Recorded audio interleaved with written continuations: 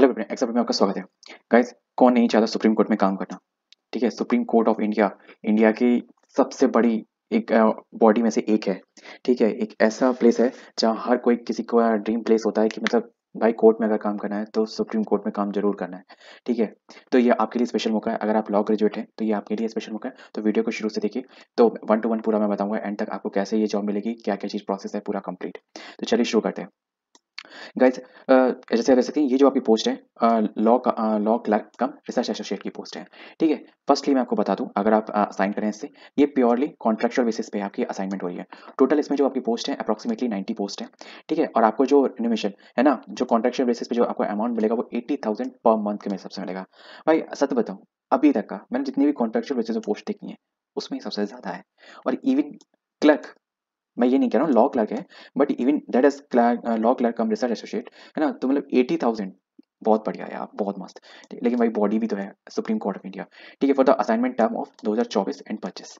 ठीक है, नेक्स्ट आपके लिए कुछ थोड़ी सी गाइडलाइन है वो आप देख लो। जैसे कि आपको ये लिखा है कि ये जो एंगेजमेंट है फुल टाइम असाइनमेंट किया जाएगा और प्योरली इन कॉन्ट्रैक्चुअल नेचर। ठीक है, इट विल आपके पास कोई राइट क्लेम नहीं कर सकते कि आपको अपॉइंटमेंट मिले एज कंटिन्यू, मतलब कंटिन्यूस सर्विस, मतलब परमानेंट वाली, रेगुलर बेसिस पे, रेगुलर वाली। तो इस चीज का आपको ध्यान रखना है। A law clerk will not be accept at any other assignment during this assignment term as a law clerk। इन्होंने कहा कि जब आप लॉ क्लर्क की ये जो आप कर रहे हैं, ये पोस्ट जब तक आपके पास है, असाइन कर रहे हैं, इस पे संविदा पे काम कॉन्ट्रैक्ट बेसिस पे कर रहे हैं, तो तक कहीं भी आप असाइन नहीं कर सकते। They shall not practise as an advocate. ठीक है भाई, देखो इसमें क्या मांगा जाएगा अब आपको समझ रहे होंगे, एडवोकेट। ठीक है, आप एडवोकेट की तरह प्रैक्टिस नहीं कर सकते इन एनी कोर्ट, है ना, law during of this course. ठीक है, assignment the term as law clerk. तो ये आपके रूल्स रेगुलेशन थे, अगर आप ये चीज कर सकते हैं तो हम आगे बढ़ते हैं। जो भी ये चीज अलाउ करते हैं तो सकते हैं। अब बात करते हैं एलिजिबिलिटी की। एसेंशियल क्वालिफिकेशन क्या है भाई, हम चलो ये आपकी शर्तें हमने मान ली, लेकिन हमें एसेंशियल क्वालिफिकेशन क्या देना पड़ेगा। देखो, लॉ ग्रेजुएट आपको होना पड़ेगा, must be a law graduate. ठीक है, मतलब आपके पास बैचलर डिग्री इन लॉ होनी चाहिए। The before taking and assignment as a law clerk having a bachelor degree in law included integrated degree course in law. इसमें अगर आपने इंटीग्रेटेड डिग्री कोर्सेज की में जैसे कि बैचलर एंड मास्टर्स दोनों साथ में कर रखे हैं, 5 साल का होता है।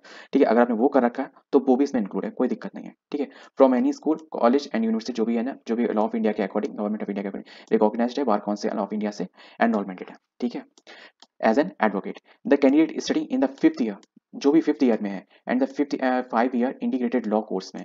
ठीक है, और in the 3rd year of the 3 year the law course. ठीक है, जो 5 साल के जो वो 5वें साल में है, और जो 5 साल के कोर्स में, और जो तीसरे साल में है, जो 3 साल के कोर्स में, मतलब जो बैचलर डिग्री है आफ्टर द ग्रेजुएशन।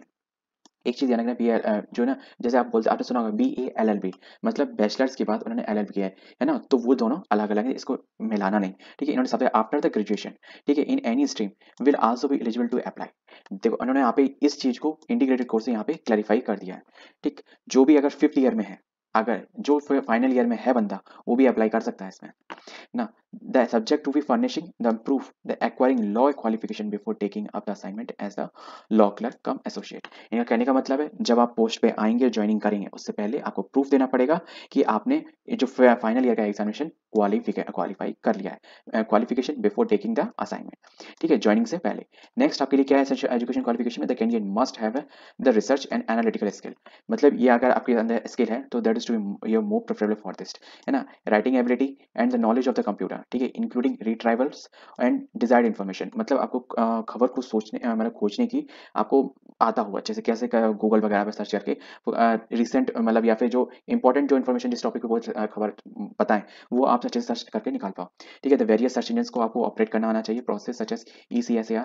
ठीक है, मेनुपत्र। ठीक है, मनुपत्र एंड SSCC ऑनलाइन। ठीक है, Lexus Nexis and the best law. ठीक है, ये चीज आपको मतलब आपको परफॉर्म मतलब आनी चाहिए। इसके लिए आपको कोई वो ये नहीं होगा कि मतलब कोई एक टेस्ट कंडक्ट किया जाएगा, पर इन चीज़ों की आपकी नॉलेज होनी चाहिए। ये चीज़ इन्होंने बोल दिया है। और मे भी हो सकता है कोई स्किल टेस्ट वगैरह कंडक्ट कराएं। ये आपकी एज होगी 20 साल और एंड एव अप टू 30, मतलब मेन चीज़ है 15/2 को आपको इससे ज़्यादा नहीं होनी चाहिए, 20 से कम नहीं, 32 से ज़्यादा नहीं। ठीक है, तो इस चीज़ का ध्यान रखना। 15 फरवरी।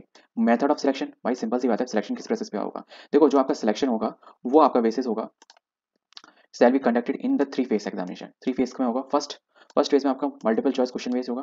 ठीक है, the testing candidate the ability to understand and the apply for the law and the comprehension in skill.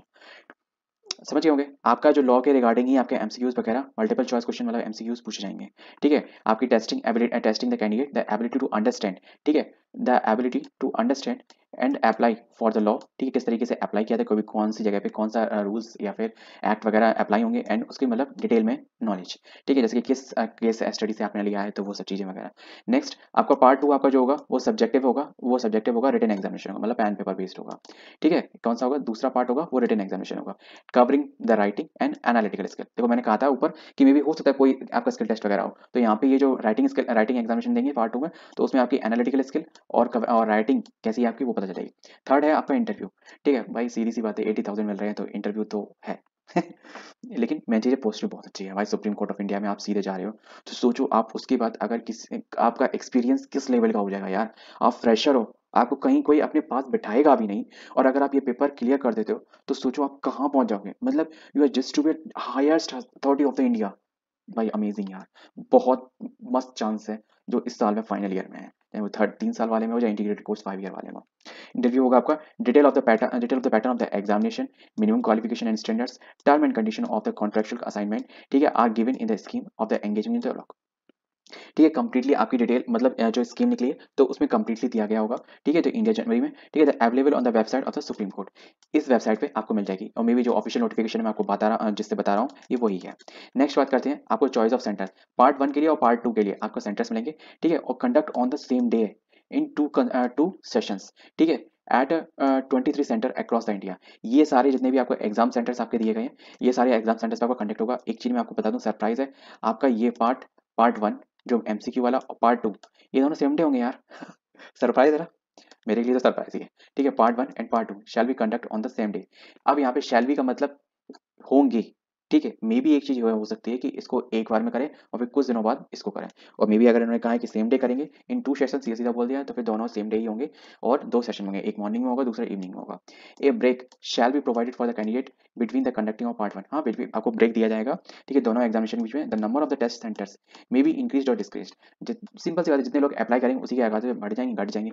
The subject of the number of the application, ठीक है, received and as per the direction the honourable chief justice of India, ठीक है, और the committee of the honourable जजेस and the law clerks, ठीक है, मतलब जितने भी एप्लीकेशन होंगे उसके आधार पे और जो भी चीफ जस्टिस ऑफ सीजीआई बोलेंगे, है ना, उनकी डायरेक्शंस के आधार पे ये सब चीजें चेंज हो सकती हैं, मतलब एग्जाम सेंटर्स हैं वो अप एंड डाउन हो सकते हैं। तो वो सीधी सी बात है, अगर कैंडिडेट ज्यादा होंगे तो सेंटर्स बढ़ाने पड़ेंगे, और कैंडिडेट ज्यादा नहीं होंगे तो नहीं बढ़ाने पड़ेंगे।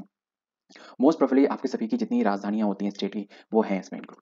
नेक्स्ट बात करते हैं डेट ऑफ एग्जामिनेशन। भाई डेट ऑफ एग्जामिनेशन भी आपको सीधा बता दिया है, क्या मस्त एग्जामिनेशन है भाई, ये तो आपकी ज्वाइनिंग करा देगा अप्रैल में पक्का। देखो written examination is in the connection with the engagement of the law clerk come associate to be held on 10 मार्च को, ठीक है। आपको जो रिटन एग्जामिनेशन है मतलब जो एमसीक्यू और जो पेन पेपर वाला जिसमें आपकी राइटिंग स्किल ली जाएगी वो आपका 10 तारीख को होगा। देखो राइटिंग स्किल मेरे ख्याल से कोई भी आपको आर्टिकल वगैरह किसी भी टॉपिक दिया जा सकता है, आपका सिलेबस जो होगा उसके आपको मैं आपको डिटेल में बताऊंगा, ठीक है, इसका सिलेबस भी इशू हो चुका है, नेक्स्ट वीडियो में इसका सिलेबस डिस्कस करूंगा। तो चलिए अभी देखते हैं मॉडल आंसर की, ठीक है, विल बी अपलोडेड, ठीक है, ऑन द वेबसाइट एंड 12 नून, ठीक है, और 11 तारीख को, 11 मतलब 11 नेक्स्ट डे, वाह, will be available at 12 PM तक, ठीक है, 11:59 PM तक, ठीक है, रात के 12 बजे से पहले तक, 1 मिनट पहले तक, on 12/3 for inviting the online objections.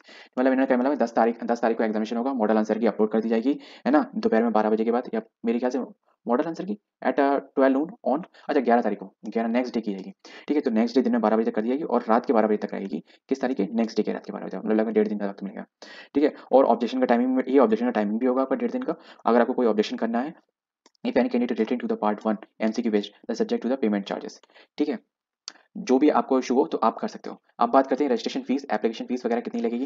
देखो इसमें यहाँ पे क्या लिखा है कि अप्लाई करने का लिंक आपको यहाँ पे मिल जाएगा, मैं इसका लिंक आपको पूरा कंप्लीटली S2S वाला आपको डिस्क्रिप्शन में दे दूंगा। The application will be accepted through online registration only, ठीक है, स्टार्ट आपसे कैसे होंगे 25 जनवरी से हो चुके हैं, ठीक है, और आपका रात एट मतलब 25 जनवरी रात के 12 बजे से शुरू हो चुके हैं। द कैंडिडेट रिक्वायर्ड टू पे द फी 500 रुपीज ओनली, 500 रुपये लगेंगे प्लस बैंक चार्ज अलग से, मतलब 18% GST, 18×5 90, मतलब 590 रुपये आपके लगभग चार्ज लगेंगे। और फिर कितने लगेंगे जब आप अप्लाई करने आएंगे तब पता चल जाएगा, ठीक है। If applicable throw the online mode only, ठीक है, the fee shall be not be accepted in any other mode, मतलब केवल ऑनलाइन पेमेंट करना पड़ेगा, चालान वगैरह का इसमें कोई सिस्टम नहीं है। नो पोस्टल एप्लीकेशन एक्सेप्टेड, मतलब किसी भी और तरीके से नहीं है, ठीक है। The fee shall be paid by through the payment gateway by UCO bank, इससे कोई दिक्कत नहीं, आपको यूपीआई यूको बैंक में अकाउंट होना हो, यूपीआई कार्ड क्रेडिट कार्ड वगैरह वो सबके ऑप्शन आपको मिलेंगे ही मिलेंगे।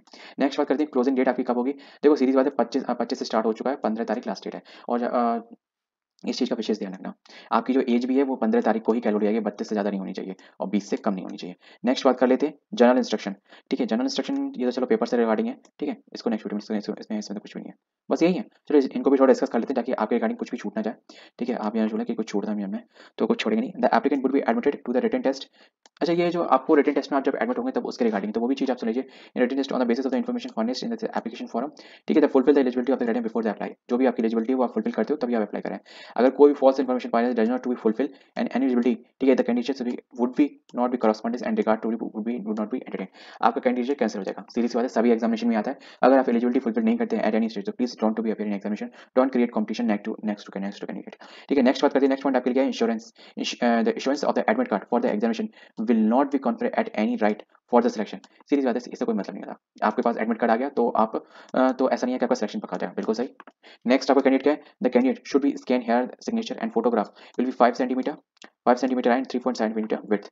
50 KB की होनी चाहिए, ठीक है, क्या सिग्नेचर और स्कैन सिग्नेचर और फोटोग्राफ, ठीक है, 50 KB से ज्यादा की नहीं होनी चाहिए, इस चीज का ध्यान रखना। कुछ कुछ में मेजरमेंट मांगा जाता है तो आप चाहोगे तो मेजरमेंट वाली में वीडियो डाल दूंगा, ठीक है, वरना 50 KB का आप बड़े आराम से डाल सकते हो। ठीक है, रिलीवेंट स्पेस में आपका हो जाए on negotiation. Next, the candidate should fulfil the fill up the required data and application and make up the online payment. ठीक है, चलो ये सब चीजें ठीक है। The submit the online application will get A preview. ठीक है, मतलब सबमिट करने से पहले एक प्रीव्यू आएगा तो उसमें आपकी सभी जो अपनी डिटेल भरी है इसको फाइनल सबमिट करने से पहले एक बार फिर से रीचेक कर रहे हैं। ठीक है, तब उसको एप्लीकेशन प्रिंट करें। That's it. नेक्स्ट है आपका the candidate should retain the application number carefully and for the generation of the admit card call letter and any other information regarding for the written test and interview.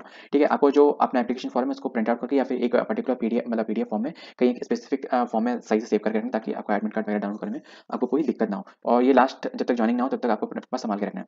The application which do not be complied with the instruction shall be summary rejected. जो भी इन instructions को follow नहीं करेगा उनका condition rejected हो जाएगा। तो all rights regarding the controversial engagement law clerk are reserve and competent authority of Supreme Court of India. सारे right Supreme Court of India के अंदर रिजर्व है। The final engagement will be subject to the candidate fulfil the eligibility the condition verification and the academic certificate and the other required formalities. ठीक है, final engagement तब होगा जब इसके पास academic qualification certificates वगैरह सब कुछ फुलफिल होंगे और इन एक्यूरेट फॉर्मेलिटीज के साथ कंप्लीट होंगे। The registry reserve the right to cancel restrict and enlarge and modified alter and the selection process if needed without issuing any notice. इनका मतलब हम कुछ भी चेंजमेंट कर सकते हैं बिना किसी नोटिस के साथ। तो इस चीज को है कि आप अपडेट रहें और इस चैनल के साथ कनेक्टेड रहें ताकि आपको रेगुलर अपडेट मिलती रहे।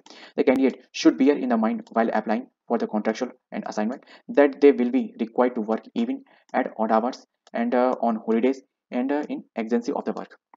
इनका कहने का मतलब है आप ऐसा नहीं है कि जैसे कि इवन मतलब किसी इवन एंड ऑड सिचुएशन में मतलब ऑड आवर्स में जैसे कि आफ्टर ये हो सकता है कि जैसे कि 5 बजे के बाद आप वर्क ना करें और अगर वर्कलोड है तो आपको करना पड़ेगा। ठीक है, हॉलीडेज पे भी आपको वर्क करना पड़ सकता है या फिर अगर कोई एजेंसी हो मतलब कोई भी जरूरत हो फिर कोई एक्स्ट्रा मतलब हेल्प पड़े तो भी आपको वो करनी पड़ सकती है। No TADS shall be paid for the candidate for the applying for appearing the written test. भाई वो तो कोई भी नहीं देता। चलो आपने बता दिया, थैंक यू। ठीक है, मैंने आपको पूरा डिटेल 1 to 1 पूरा आपको नोटिफिकेशन आपको बता दिया। अब इसका सिलेबस करेंगे नेक्स्ट वीडियो में डिस्कस क्योंकि वीडियो बहुत लंबी हो रही है तो मैं इसको ज़्यादा ना लंबा करते हुए मेरे ख्याल से मैंने आपको कुछ भी दिमाग में नहीं छोड़ी। अगर आपको दिमाग में कोई भी सवाल आ रहा हो तो इस वीडियो को अगर आप एक बार देख चुके हो तो उसको 1.5x पे 1.5 स्पीड पे थोड़ा दोबारा देख लीजिएगा ताकि आपके सारे डाउट्स क्लियर हो जाए। फिर भी अगर कोई डाउट हो तो कमेंट बॉक्स में पूछ लीजिएगा। मिलते हैं नेक्स्ट वीडियो में और हाँ, इसका अप्लाई करने का लिंक वीडियो के डिस्क्रिप्शन में आपको मिल जाएगा। ठीक है, या फिर फर्स्ट कमेंट में डाल दूंगा। जय हिंद।